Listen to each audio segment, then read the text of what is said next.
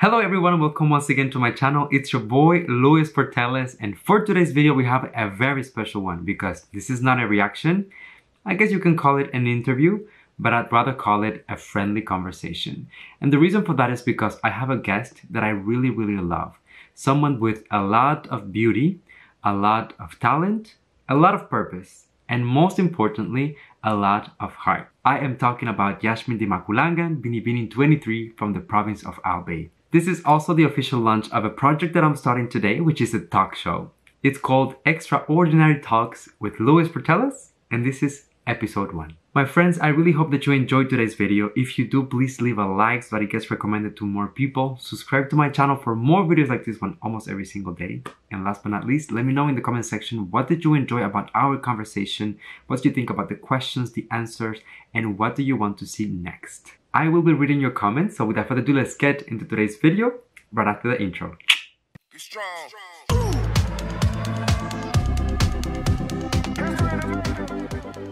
All right, everyone. So just like I promised, here you have her. Jashmin, how are you doing today? Such a pleasure to have you here with us. Thank you. Thank you for having me, Luis. It's a pleasure too. Thank you so much for accepting my invitation in the first place, because looking at some of your content, some of your videos, your Instagram page as well, I really wanted to have a conversation with you because I thought that not only you're a beautiful girl, but you have such a strong advocacy.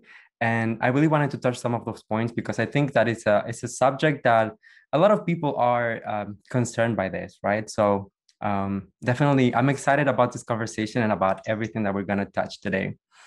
So Jashmin, first of all, let's start by a quick introduction. Let's say right now that you are on the spotlight with a much wider audience, how would you introduce yourself to someone who has never heard of you?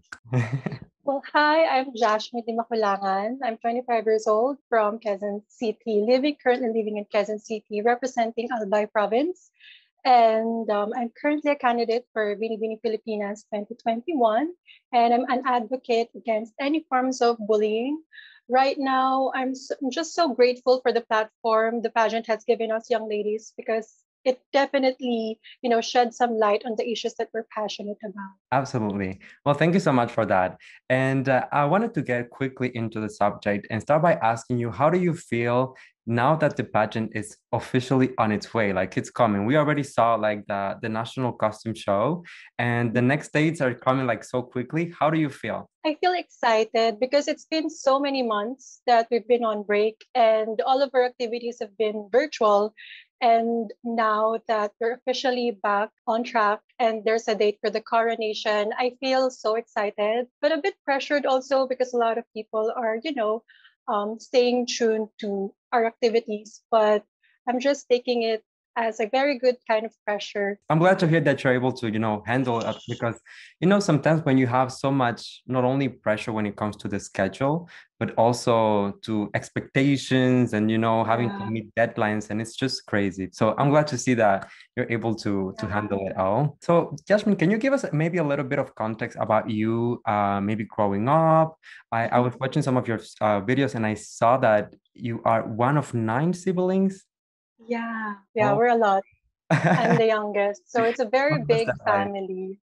It was so much fun, but it's difficult growing up because you're used to having their opinions, considering your siblings' opinions when, you make decisions. But as I grew older, I kind of found my voice and I realized, what's good for me, what's bad for me through experience as well. So it was so much fun. But during my high school years, in connection with my advocacy, I experienced severe bullying. It was so severe that I experienced eating lunch at the bathroom just so I wouldn't get picked on. So I know how it feels to, feel outcasted. And my first pageant, I experienced it when I was in college. So that's when I realized that this is something that I can be good at. And I felt that it's a very good way for me to spread awareness about my experience and to hopefully inspire other girls that they are not alone. And if I went through it and I survived, then they can too. Oh, I love that. And let me ask you, Jashmin, how does one go from being the bullied kid in school to a beauty queen? Like, where was there a moment where you felt like something shifted in you that gave you that confidence from being like the one that, I don't know, like some people were picking at, to go to be that one person who puts themselves out there? And what changed? Well, I feel that I had a very good fresh start when I stepped into college. It was a very big university, so I realized that, oh, maybe I can be whatever I want. No one has to know what I was in high school, and I didn't have that label of being that bullied kid. So I forgot about it. And thankfully, with the university that I went in, it was a very big school, so they did all their things. Like, it wasn't really an issue. There wasn't really any bullying. And then we have a pageant culture there. Well, in the Philippines, of course, every town, every school, we all have pageants. So I'm a bit tall, and then they nominated me to compete for it. I was like, yeah, sure, because I did a little bit of modeling here and there, but I wasn't really a pro. So I tried for it, and then I won. And then I was like, oh my gosh, and maybe this is something that, I can pursue when I graduated. And so from then on, every decision that I made, it contributed to me joining Binibining Pilipinas, because this is really the main goal for me. Yeah. And I'm just so happy to be one of the 34 young ladies, because being just part of the roster is a dream come true itself. Oh, very nice. Perfect. So let's get a little bit into your advocacy, if you don't mind. So we were just talking about, growing up, experiencing bullying as a kid, and then being able to kind of like overcome it. And now when you step into pageantry, then you decide to bring this as your main advocacy. Can you explain, in a sense, to someone that is not as familiar with what bullying is, what it stands for, and anti-bullying? So what you defend, what is it precisely? It's a very broad topic, actually, but my advocacy was mainly focused on bullying that occurs in schools, because it really affects the child's mental health and how they perform, how they go to school day to day. So first, I did partner with some organizations in my province that would really tackle the early signs of bullying, because when I was in high school, some of the teachers didn't really know that I was being bullied, or maybe they just chose to not care, or maybe it's not really a big deal for them because it's actually a very common thing to get picked on. But what they didn't really understand is how it affected me internally, and how it really took a toll on my self-worth, how I looked at myself. And that's something that I really wanted to focus on. Is it's not a very light subject, and it really has a very long-term effects on the victims. Exactly. That's kind of why I wanted to ask you to define it to begin with, because I feel like up to this day, bullying is something that we're talking about it, like, I feel like more consistently nowadays, but it's still something that to a certain extent it's very misunderstood. For example, I'm Cuban. So in my country, we have a culture where it's kind of considered normal. And if someone does something to you, then it's kind of expected that you're just going to do it back to them. It's like, oh, they're just playing, like play back. But exactly, I feel like people often don't consider the effects that this can have on a child in the long run, not just mentally, but also physically, emotionally, behaviors. There's so many layers to the effects. So I'm glad, that's exactly why I wanted to invite you, because I'm so glad that you're talking about this topic. I feel like it's extremely, extremely important. So let me ask you, a lot of people, precisely because it's such an important subject, I would say in vogue, I don't know if that's the right term, but we talk about it very often. Why are you the right person to defend this advocacy? What do you feel? What can you bring to the table?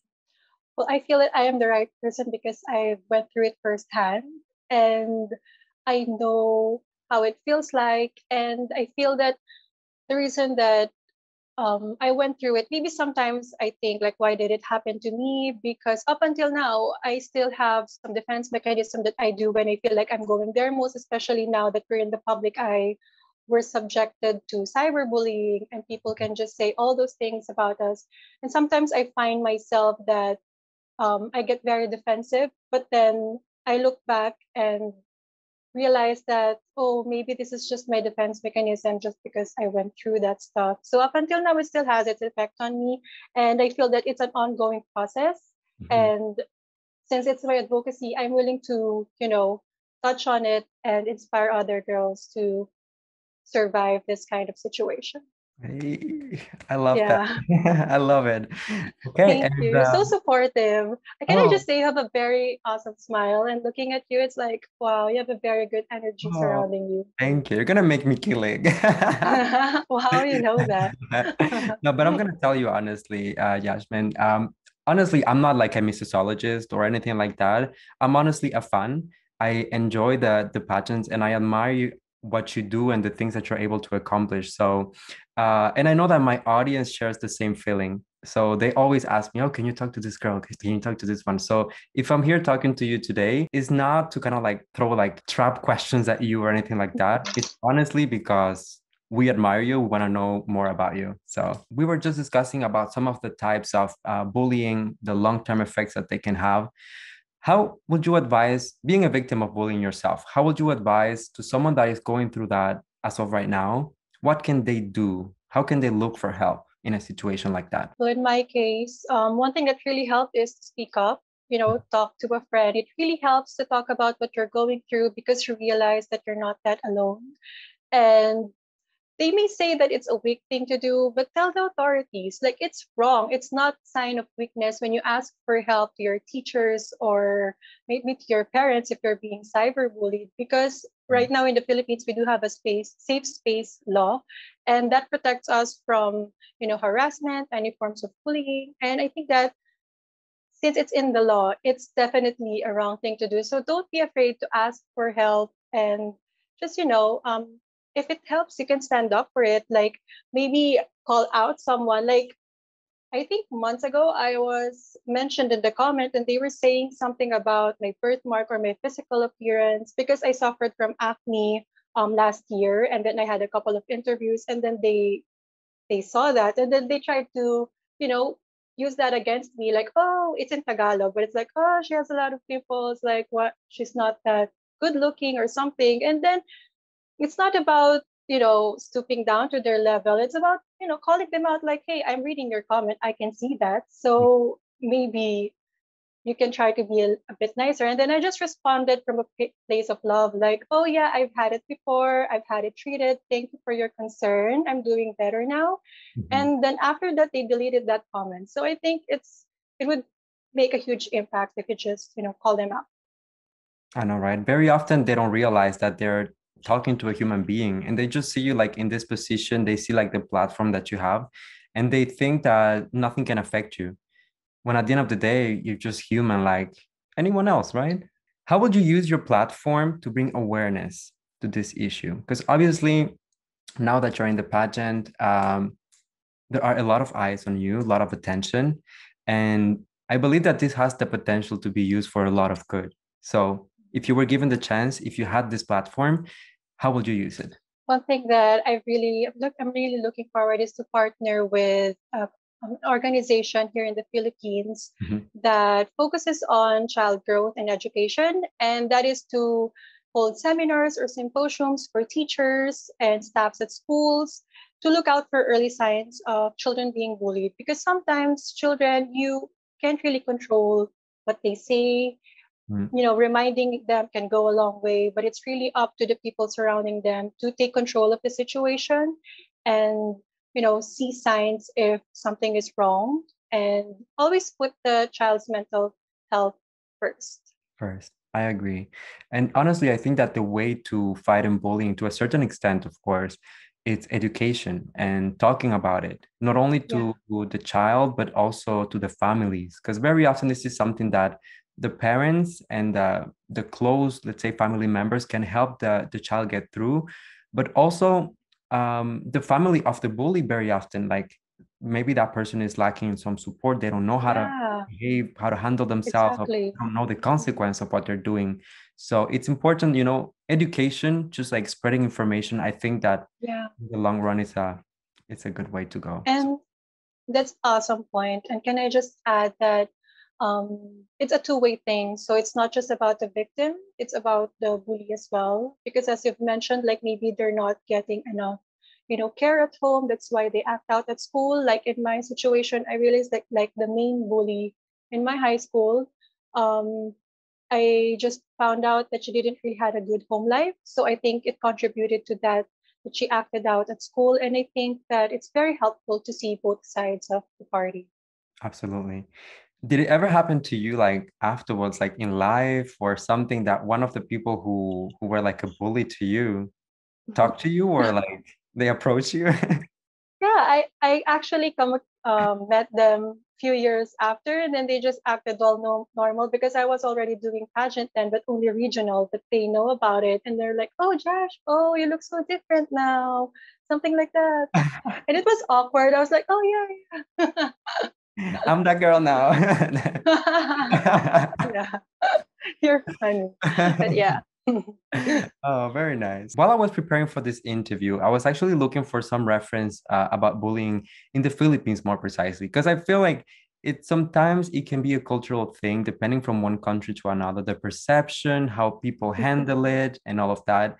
And I was able to find like some really like worrying headlines, I would say. One of them was coming from the UNICEF, and it was say online bullying remains prevalent in the Philippines. Cyberviolence affects almost half of Filipino children aged 13 to 17.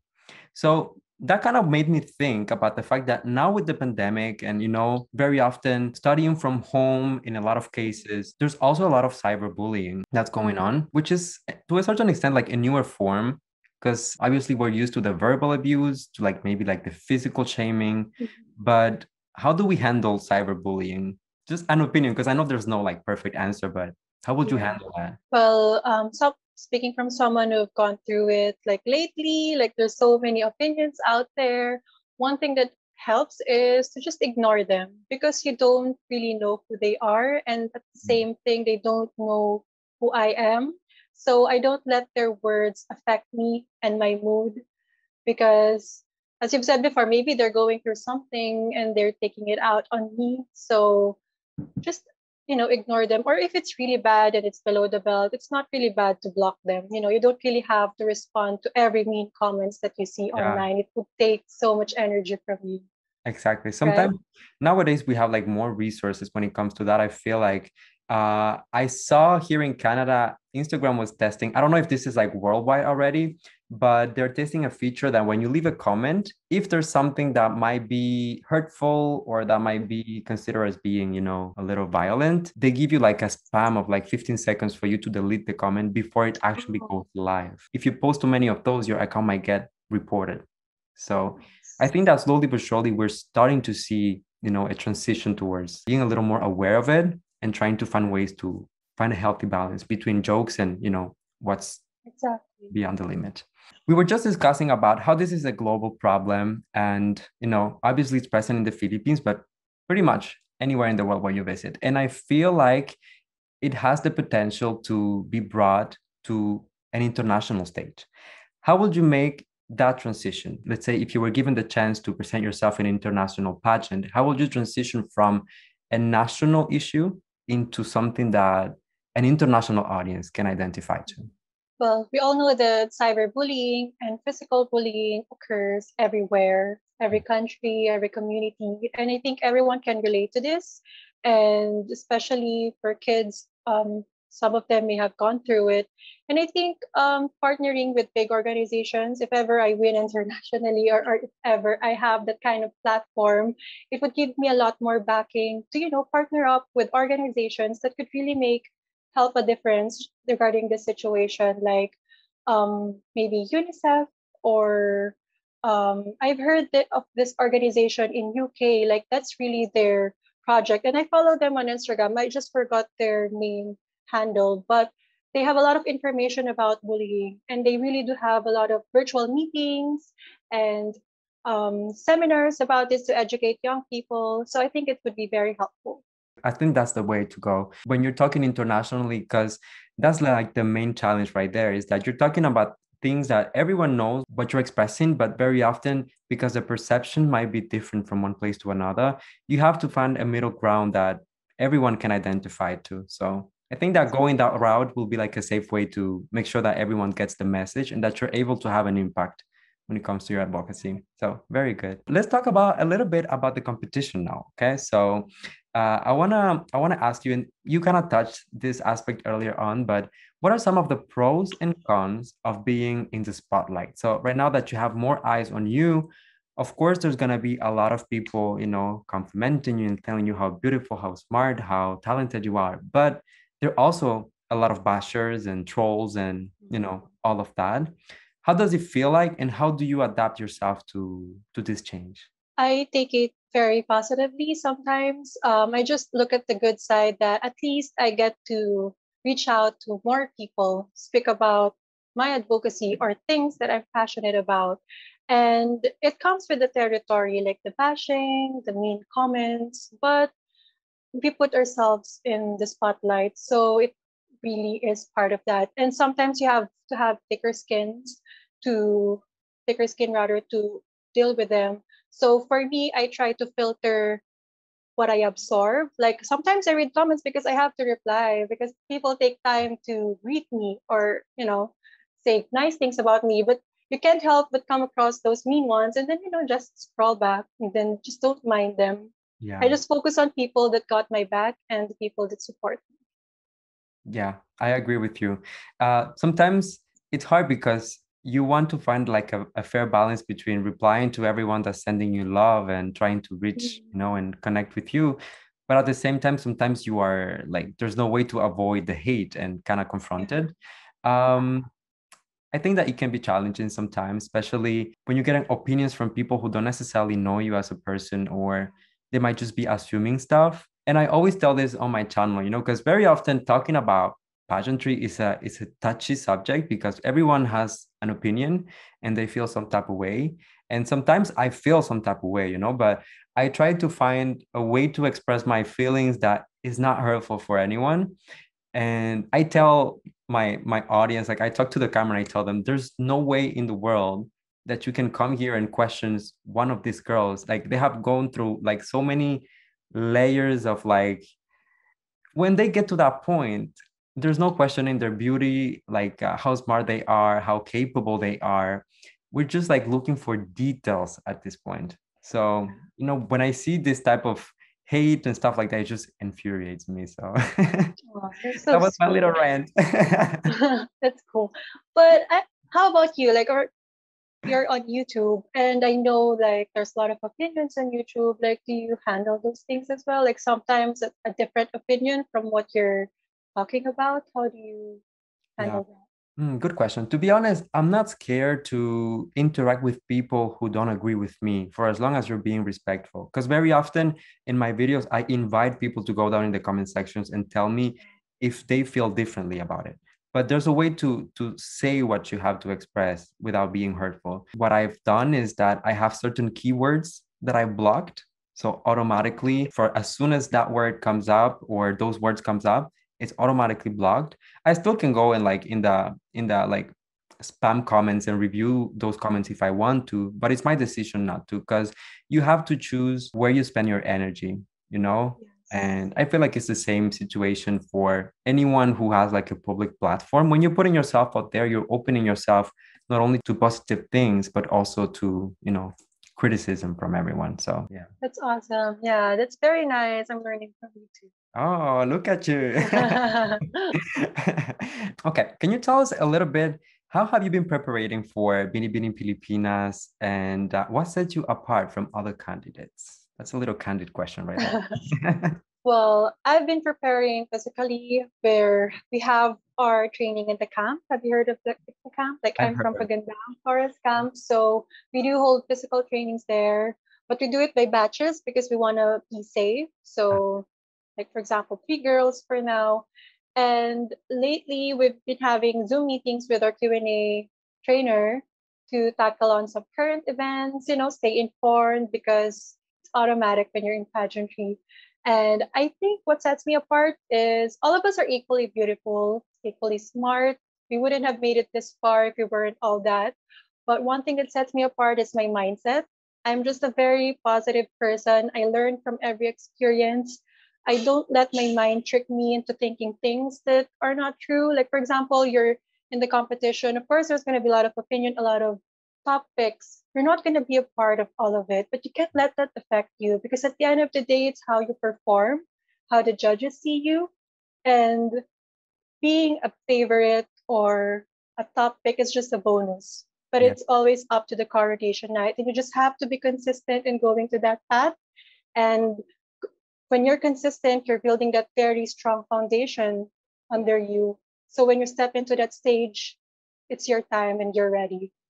So I think that's what sets me apart. I love that. And you know, for the people, and I really like what you said about the hot picks, because very often I see these people like ranking and all of that. And of course, I feel like for the fans, it's a lot of fun because they're kind of like they're rooting for the one, you know, that they want to see get the crown and this and that. But at the end of the day, sometimes you don't consider like certain contestants and they really perform like very, very well. Like they go right under the radar. And when they get there, it's like game on, you know? And so I feel like those picks, you know, and like the vloggers and all, it's fun, but at the same time, it's not like it defines you who you are as a contestant and what you can bring to the table. Okay, so can you tell us about some of your ambitions when it comes to the competition and your expectations? I'm gonna leave that as an open question. I know that it's a little general. Yeah. I'll go with that. Well, one of my ambition, of course, is to get a crown, preferably international, but I'm not really fixing myself on one crown. Like I'm just doing my best and whatever's for me is for me. And my expectation is to just have fun. The past year, 2019, I've joined so many regional pageants in my province because it's really a culture there. And I've experienced different strategies from me, different play styles. And what I've realized is I work best when I'm just enjoying, when I'm not being pressured by the outcome, because sometimes you set yourself to reach a certain goal so much that you forget to, cherish the moments. And the friendships that you built. And at the end of the day, if you didn't get the crown, it's like you didn't really get anything from it. But if you're just enjoying and you're just grateful, like being a part of the top 34, like sometimes one of my competitors, I'm just seeing her when I was in college and now I'm competing next to her. It's such a good feeling for me. So yeah, I'm just enjoying and hoping for the best. I love that. I love that. I feel like very often we don't consider having fun enough, because you have this position where I see it as, yes, it's definitely a competition, but you're also in a position where you're able to meet so many beautiful women, exceptional women, smart people, and people who like you can learn from. Like it's an opportunity for you to not only showcase what you have, but also to kind of like absorb like all of these amazing things around you. So just have fun with it, create memories, create friends, and those things will be like for life afterwards. Yes. So I love that. Can you tell us a little bit about some of the challenges of participating in a pageant during COVID-19? Well, there is a lot. One thing is that the huge break, and we have to stay committed to, being a candidate. And also the online presence, because since most of our activities are virtual, most of us are judged on our pictures, on our social media presence. Well, for me, I try to, manage my time in the social media, but slowly but surely, I'm making my way there. So I wanted to discuss with you a little bit about your national costume, which you saw the video. Stunning. I love it. And I hope that I'm not mispronouncing this, but it was inspired by the beautiful, so it's a beautiful maiden, female interpretation of the legend of Mount Mayon? Mayon. Yes. Perfect. Okay. I'm trying. The struggle is real. But okay, can you tell us a little bit about the costume? Me and my handler deciding what national costume I would like. They asked me if I want a Filipiniana type. Are you familiar with the Filipiniana? Yeah. Like the big sleeves, that's our national costume. Or I want to go for a more theatrical or costume type. I knew right away I wanted a costume because that's just my personality, more fierce and more sexy. So I was looking for local designers in my province because I really wanted to showcase local talent from my province. And I met with my designer, Marvin Baloloy. He's from Santo Domingo, Albay. And he sketched me this national costume, exactly what I have on the video. And then I just first look, I was like, perfect. I love it. And I didn't really get to fit it. He just asked for my measurements and then sewn it there in my province because my province is like 12-hour drive from the city. And Binibining Pilipinas is being hosted in Quezon City. So by the time of the national costume photo shoot, he just have it shipped to me with some instructions, and then it fit perfectly. So I'm very grateful for that. Very nice. I can tell you that the result is just stunning, breathtaking. I remember looking at the pictures when it was just released, and just like, first of all, the production. I feel like Binibining Pilipinas is really like investing a lot of effort and time and money on the production because honestly, without being shady to anyone, I feel like the production value is even higher than some international pageants. Really?